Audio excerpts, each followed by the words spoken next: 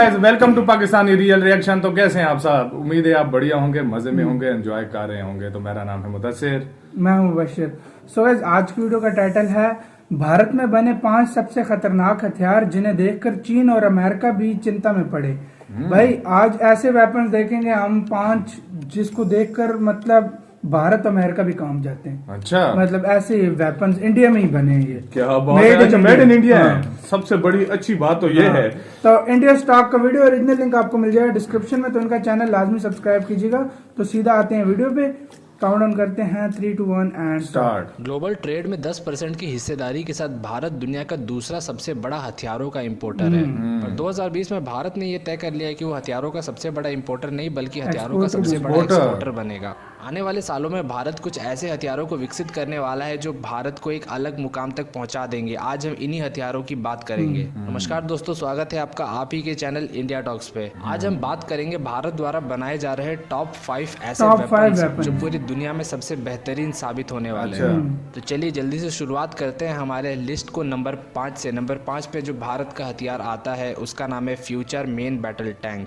Bharat Russia के T-14 आर्माटा main battle tank से काफी ज्यादा इम्प्रेस हो चुका है और भारत ऐसे ही एक टैंक अपने देश में भी विकसित करना चाहता है। भारत इसे दुनिया का सबसे बेहतरीन टैंक बनाना चाहता है। भारत इसमें स्टेल्थ कैपेबिलिटी लेस करना चाहता है, यानी ये टैंक काफी दूर तक रेडर्स की पकड़ में नहीं आएगा और नॉर्मल आंखों से भी इसे देख पाना बहुत मुश्किल है।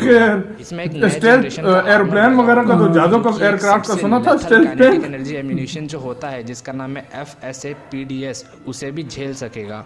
एक ऐसा हथियार होता है जो अभी तक जितने भी आर्मर्स बने हैं, जितने भी टैंक्स में, इन सबको भेदने की क्षमता रखता है और मतलब हर आर्मर गिरा देगा जो इस वेपन का तोड़ निकाल पाए, यानी तोड़ भी नहीं है टैंक हो जो इस वेपन से बच सके। इस टैंक को काफी छोटा और हल्का बनाया जा रहा है ताकि ये काफी स्पीड से ट्रैवल कर सके। ऐसे भी एम्यूनिशंस लगाए जा रहे हैं जो इंफ्रारेड वेपन्स दाग सकें। इस टैंक को दुनिया भर के सारे एडवांस टेक्नोलॉजी से लैस किया जा रहा है ताकि इसे दुनिया का सबसे बेहतरीन टैंक बनाया जा सके। चलते हैं नंबर 4 की तरफ। नंबर 4 पे जो हथियार आता है उसका नाम है तेजस MK2। मतलब MK1 बना हुआ है, लेकिन MK1 का तो पता था हमें। कॉम्बैट फाइटर एयरक्राफ्ट है जिसमें स्टेल्थ कैपेबिलिटीज होंगे। वो तेरी है स्टेल्थ, यानी वाइड इंडिया का पहला ऐसा हथियार होगा जो स्टेल्थ टेक्नोलॉजी का होगा। इम्प्रूव्ड वर्जन है तेजस के एयरक्राफ्ट यानी MK1 का। इस एयरक्राफ्ट में AESA रेडर लगाया जा रहा है जिसे active electronically scanned array raider कहा जाता है। इसमें यूनिफाइड इलेक्ट्रॉनिक वॉरफेयर सूट्स भी लगे होंगे और इसमें on board oxygen generation system भी लगा होगा जो अपने में एक स्टेट ऑफ आर्ट टेक्नोलॉजी है। इसका कॉकपिट को इम्प्रूव किया जाएगा जिसका बड़ा साइज होगा, मल्टी फंक्शन जो डिस्प्ले होगा वो भी इम्प्रूव किया जाएगा। तेजस MK2 एक 4++ जनरेशन का एयरक्राफ्ट होगा जिसमें टैक्टिकल स्ट्राइक करने की काबिलियत होगी, साथ ही साथ ये एयर रिकॉग्निशंस, एयर डिफेंस और मैरीटाइम रोल्स भी कर पाएगा। इतनी सारी खूबियां एक लाइट वेट फाइटर जेट के लिए काफी है, या कह ले इस लेवल का जो फाइटर जेट है उसके लिए इतनी सारी खूबियां बहुत ज्यादा है। इसे इतना सारा खूबी इसीलिए दिया जा रहा है ताकि ये 2055 तक काम कर सके। अच्छा, 2055 तक आगे काम कर सके। हमारे लिस्ट को और आगे बढ़ाते हैं और चलते हैं अब नंबर 3 की तरफ। नंबर 3 पे जो आता है भारत के द्वारा विकसित किया जाने वाला हथियार उसका नाम है INS विशाल।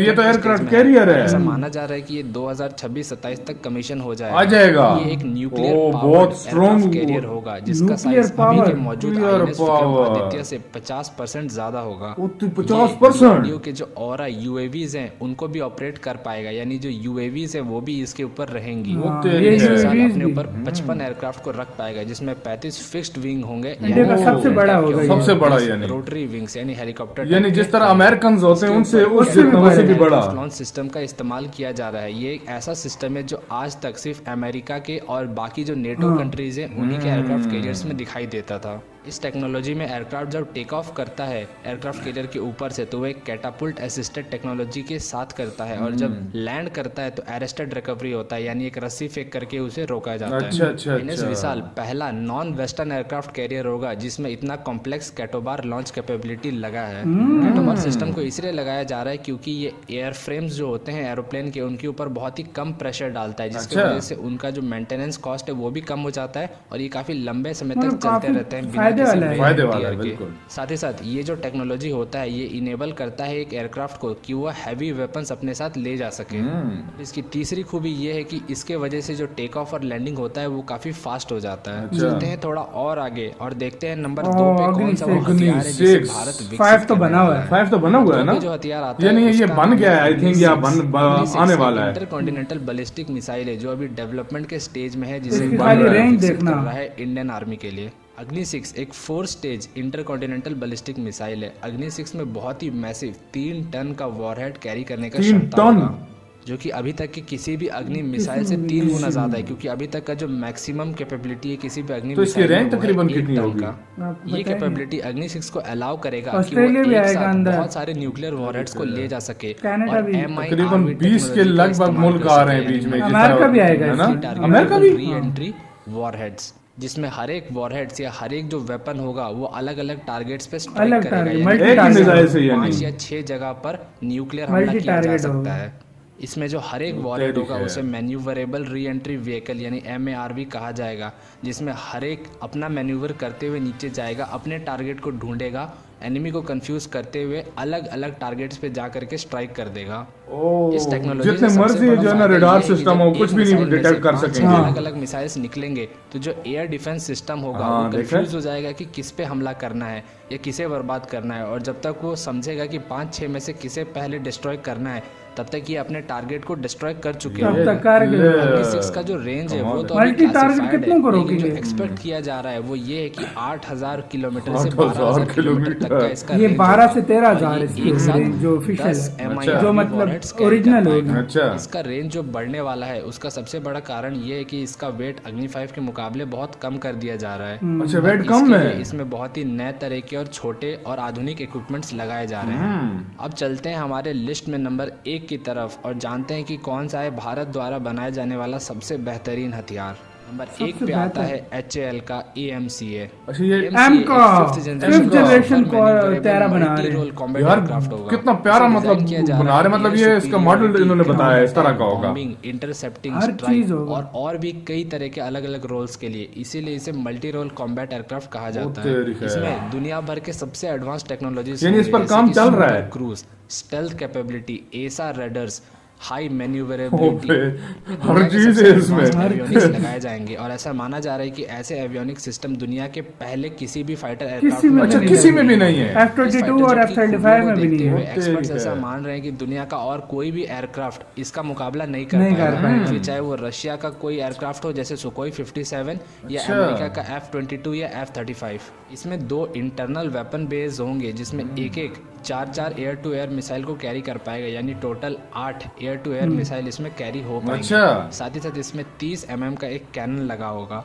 इसका एक्सपेक्टेड टॉप कैनन भी लगा, हर चीज लगी हुई है इसमें। यानी साउंड से 2.5 गुना ज्यादा तेज होगा ये, और Sound ऐसा माना से? जा रहा है कि ये 60,000 फीट के 2.5 एल्टीट्यूड गुना। पर ऑपरेट कर पाएगा। ये थे भारत द्वारा बनाए जा रहे 5 सबसे बेहतरीन वेपन्स, लेकिन इसके बाद भी 5-6 ऐसे कुछ वेपन्स बचे हुए हैं जिनका मैंने इस वीडियो में बात नहीं किया है, तो आप चाहते हैं कि उनके ऊपर मैं पार्ट 2 बनाऊं।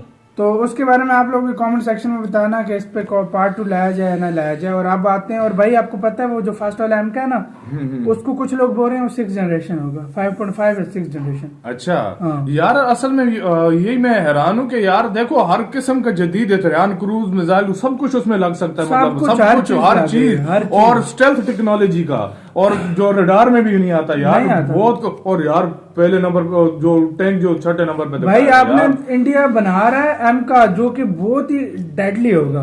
अच्छा गाइस, कमेंट सेक्शन में बताइए इसके ऊपर काम चल रहा है या चल रहा है, चल रहा है? चल रहा है, कब का ओह। चल रहा है? 3-4 सालों से, कितने 3-4 से भी ज्यादा सालों से अच्छा, चल रहा है। ये नहीं यार तकरीबन ये हाँ। रेडी होने वाला है, ये मतलब समझो। 25-26 तक तैयार हो जाएगा। ओ कमाल है यार, कमाल है। और दूसरा ये कि यार जो टैंक है स्टेल्थ, मैंने तो स्टेल्थ एयरक्राफ्ट सुने थे, स्टेल्थ टैंक मैं पहली दफा सुना वही मैंने। जब पहले भी जैसे कि पहली बार सुना तो मैं भी काफी शॉक हुआ था। ओ स्टेल्थ लोग एयरक्राफ्ट सुने, मैंने स्टेल्थ खुद सुना है, सबमरीन हाँ सुनी है, सबमरीन सुनी है, बिल्कुल। स्टेल्थ टैंक पहली बार मेरे लिए पहली हुआ। पहली दफा सुना और है। दुनिया में कोई ऐसा टैंक नहीं होगा जिसको वो तबाह नहीं और कर दूसरी बात ये कि लाइट वेट होगा, हाँ, light मतलब weight। इतना गोली हेवी की नहीं होगा, तरह मतलब fast गोली की जाएगा। तरह जाएगा, भागेगा यार, और कमाल है यार। INS विशाल, जो भाई न्यूक्लियर, जो उसमें जो न्यूक्लियर पावर बता रहे थे ना, वो ऐसा होता है कि वो सालों साल उसको रिफ्यूल करने के लिए वापस नहीं लेकर आए थे। अच्छा, यानी वो उधर ही होता सालों है, साल मतलब चल सकता है, चल कितने सकता है, सालों बाद यानी खुद ही वापस मतलब कर जो लो। है ना हाँ। बिजली वगैरह अब जो ये जो जनरेट आम करता है। नॉर्मल होते हैं वो आते हैं मेरे ख्याल में